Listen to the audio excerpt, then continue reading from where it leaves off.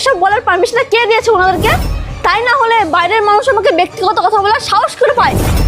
মানে তুই কি বাহ মা, বাহ বাবা, আমি একটা জিনিস বুঝতে পারলাম। আজ যখন তোমাদের কোনো বন্ধু আমাদের বাড়িতে আসে, তখন আমাদের বাড়িতে এসে তোমাদের সাথে দেখা করে, তারপরে আমার সাথে দেখা করার পরে বাড়ি যাওয়ার সময় কি বলে জানো? ওরা আমাকে বলেছে যে সারাদিন ফোন দেখবে না।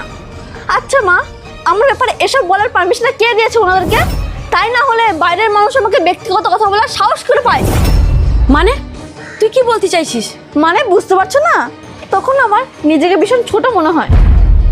যখন তুমি বাইরে যাও তখন তোমার বন্ধু বান্ধবদের কি বলো? কি বলি? আমাদের ছেলেমেয়েরা কথা শোনে না, কোনো কাজ করে না।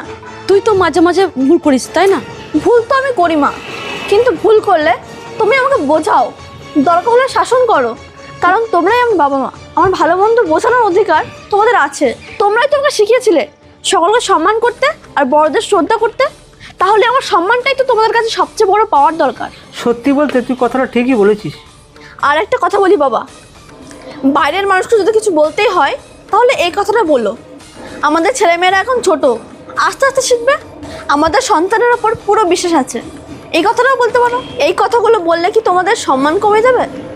তুই এতটা কষ্ট পেয়েছিস আমি বুঝতে পারিনি রে। কিন্তু বাইরের মানুষের সামনে আমার সম্মানটা রেখো। সব থেকে আগে আত্মবিশ্বাস শেখায় নিজের মা বাবা, ভরসা আর ভালোবাসা পাওয়ার জন্যই আসে। আজ থেকে আমরা এই কথাগুলো মনে রাখবো যে সন্তানের ভুল আমরা কাউকে বলবো না।